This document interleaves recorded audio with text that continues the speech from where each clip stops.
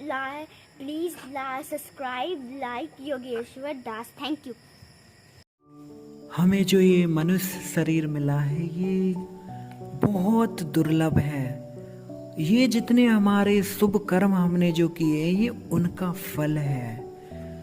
और जब भगवान जो श्री कृष्ण है, चैतन्य चरितामृत में लिखा है, कृष्ण यदि कृपा करे कौन भाग्यवाने, गुरु अंतर्यामी रूपे सिखाए आपने। जब भगवान श्री कृष्ण किसी जीव पर कृपा करते हैं तो क्या करते हैं, वो गुरु के रूप में वो उस जीव के सामने प्रकट होते हैं। बाहर से तो वो गुरु के रूप में और अंदर से अंतर्यामी रूप से वो जीव को शिक्षा देते हैं, उन्हें अपनी भक्ति प्रदान करते हैं। तभी तो ये जीव जो है वो भगवान को जान सकता है। किसी की शक्ति नहीं है कि वो भगवान को जान सके। यदि भगवान अगर खुद नहीं जना सकते तो हमारी तो है ही नहीं। तो जो गुरु जी हैं वो क्या करते हैं, ये जो संसार सागर है, इस संसार सागर से पार जाने के लिए जो हमारी जो ये शरीर रूपी नौका है वो इसके केवट जो मल्ला बन के क्या करते हैं, पतवार का संचालन करते हैं। कब? जब जीव जो है वो गुरुदेव की शरण ग्रहण करता है।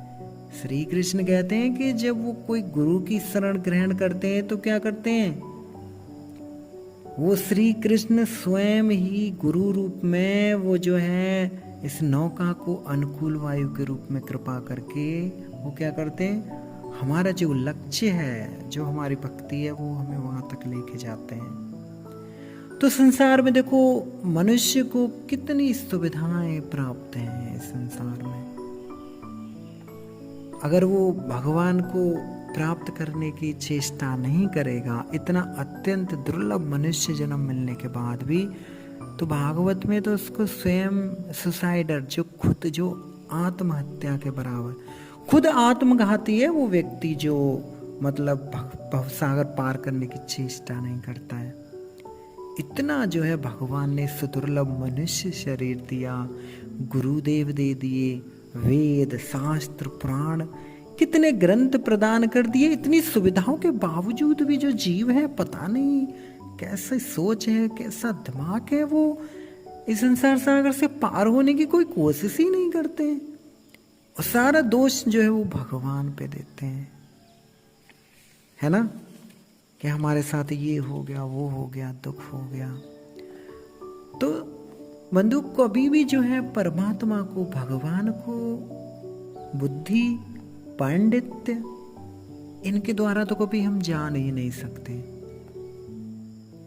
अगर हम भगवान के सेवोन्मुख यानी कि भगवान का होके उनकी सेवा करेंगे तभी जो है भगवान हमारे ऊपर कृपा कर सकते हैं और हम उन्हें जो है प्राप्त कर सकते हैं। जो सार्वभौम भट्टाचार्य, उन्होंने अपने शिष्यों को पता है क्या कहा, कि कुछ लोग जो भगवान जो ईश्वर तत्व है उसका अनुमान लगाते हैं कि उन्हें अनुमान से जान लेंगे, कल्पना करते हैं। सार्वभौम भट्टाचार्य ने कहा था कि मतलब कुछ लोग कल्पना करते हैं कि हाँ ये है, ये है, ये है। तो वहाँ पे गोपीनाथ आचार्य जी थे, उन्होंने कहा कि जो परमात्मा है, जो ईश्वर तत्व, उसको अनुमान के द्वारा तो कभी जाना ही नहीं जा सकता। उस तत्व को जिसके ऊपर ईश्वर की कृपा होती है ना, वही उनकी कृपा के अनुसार ही उस ईश्वर तत्व को जान सकता है। ईश्वर तत्व का ज्ञान होना ही ईश्वर की कृपा का प्रमाण है। कोई धन के द्वारा या बहुत बड़ा कोई वो पद पे है या बहुत बड़ा पंडित है, कोई अभिमान से ईश्वर को प्राप्त नहीं कर सकते। भगवान तो केवल सेवा के वशीभूत होकर ही अपने भक्त को कृपा करते हैं। अतः श्री कृष्ण नामादि न भवेद ग्राह्यामिंद्र सेवोन्मुखो ही जीवयादो स्वयमेव स्फुरत्यदा। जो भगवान श्री कृष्ण के जो नाम हैं, उनका यश, उनकी लीलाएं आदि को हम जो है हमारी जो भौतिक इंद्रियां हैं इनके द्वारा तो हम बिल्कुल भी नहीं समझ सकते, क्योंकि ये इंद्रियां तो हमारे संसार का रस प्रदान करती हैं।